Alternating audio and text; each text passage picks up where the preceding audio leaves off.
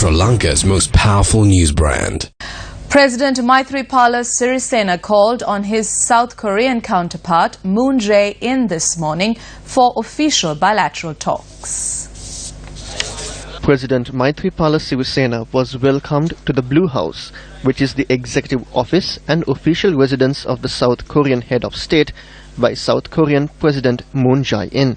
President Sirisena was ceremoniously received with a special guard of honor.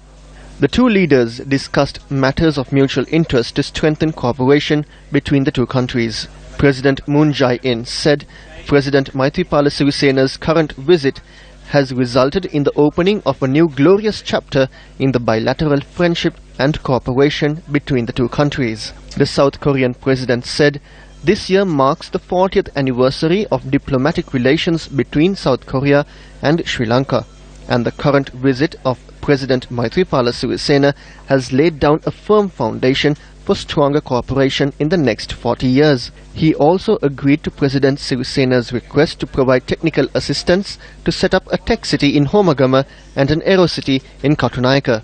An agreement on economic cooperation was signed by the Minister of Development Strategies and International Trade, Malik Samaravikrama, and Korean Minister of Economic Affairs.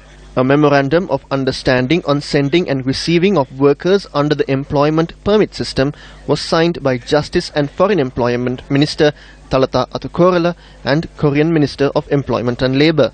President Maithripala Sirisena requested the Korean president to increase the quota of Sri Lankan workers, and the Korean leader said he would consider the possibility of the areas of employment to Sri Lankans, which is limited to fisheries and construction, to include agriculture and livestock.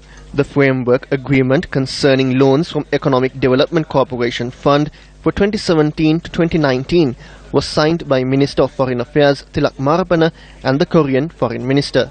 A memorandum of understanding concerning investment cooperation between the Board of Investment of Sri Lanka and Korean Trade Investment Promotion Agency was also inked during this meeting. Meanwhile, a memorandum of understanding on cooperation in the fields of culture, arts, education, youth and sports was signed by the foreign ministers. President Maithripala Sirisena later paid respect to the Korean martyrs who made the supreme sacrifice during 3 different wars with invading forces.